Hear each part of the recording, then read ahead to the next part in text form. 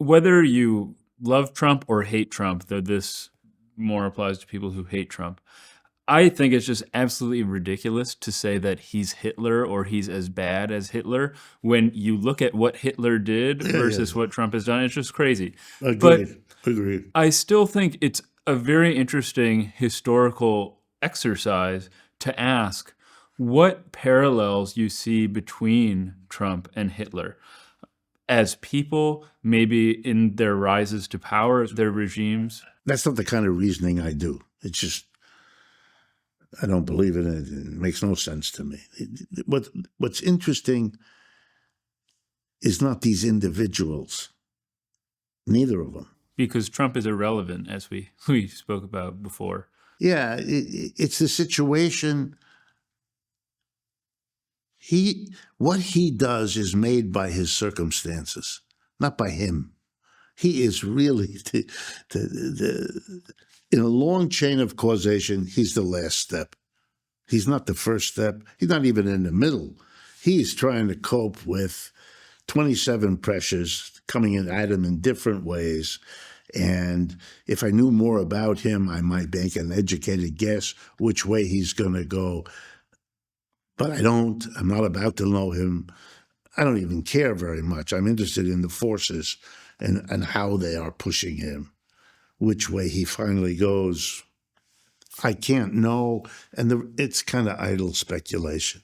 The reason the German story is important is it gives you some sense of some of the pressures he's under. You've got a working class here that is very shocked. No one prepared them. That's a flaw of this culture, which of course no one is allowed to say. No one prepared them that there is an empire, that the empire is going to decline. Why? Because every empire in the world has. And do you really want to bet that this one won't? And if it might, could it be now? Could we? We cannot have that conversation. We just had a presidential election in which neither candidate said a word like that.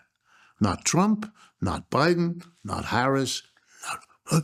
Declining empire? Us? Who? Me? Not at all.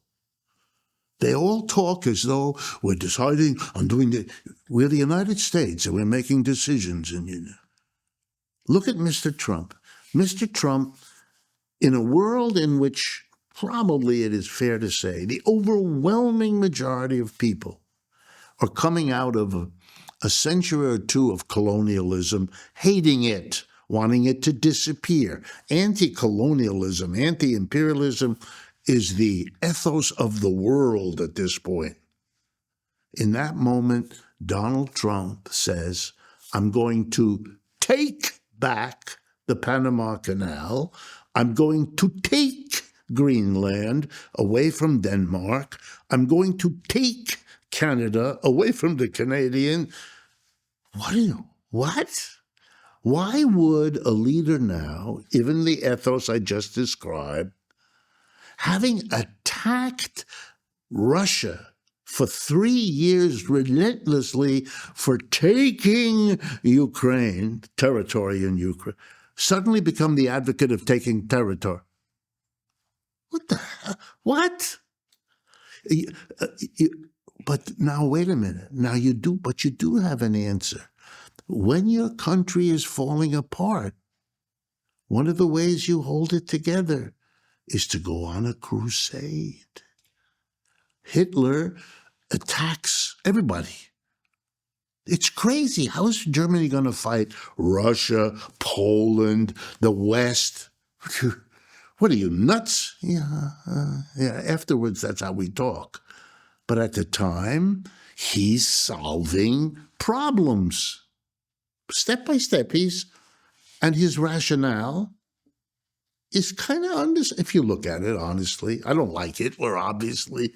Most of my family was killed by the fellow, not his part. But I understand what he was doing. I understand what Mr. Trump is doing. I think the usefulness of the exercise is to learn something from understanding it, to be more strategically adept at avoiding the worst outcome. Hitler, Trump is no Hitler. I got that.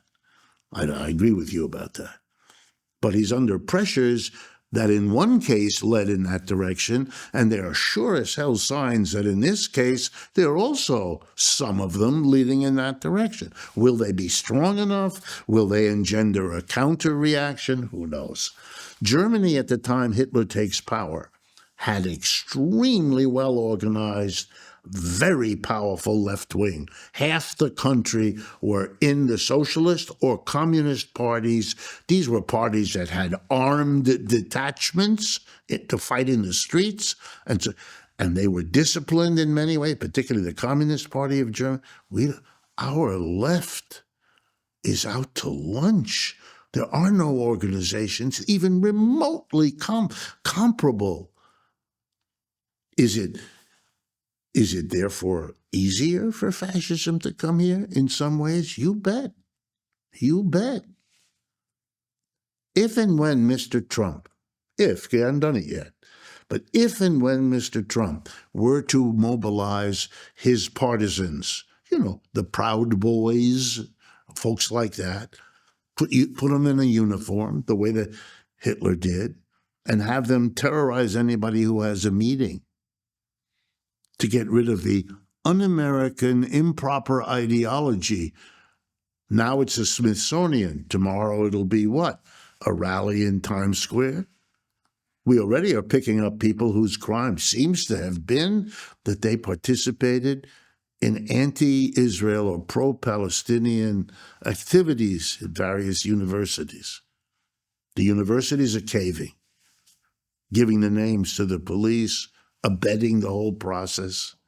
Columbia, beyond words. Okay, those are signs. I think it is as inappropriate to equate Hitler to Trump as it is not to see that Trump is under very similar pressures and is making some similar moves.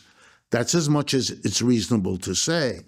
But it's unreasonable to deny that. I wish it weren't the case.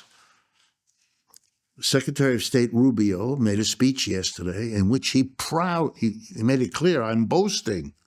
300 foreign students, that was the number he gave, have been expelled from the United States, have had their visas canceled or withdrawn. People in the middle of their PhD studying such revolutionary topics as, oceanography and so forth. Well, but it turns out that they wrote an article about genocide in Gaza or something like that. Jesus, that's interesting. It's interesting that people who come here and participate in nonviolent, perfectly legal political expression, which is not an excluded activity by anybody, are now being able, and that nothing is happening. Nothing is happening. Very few people saying much about it. The Democratic Party is DOA. It's not even there. Mr. Biden seems to have vanished into thin air. Kamala Harris with him,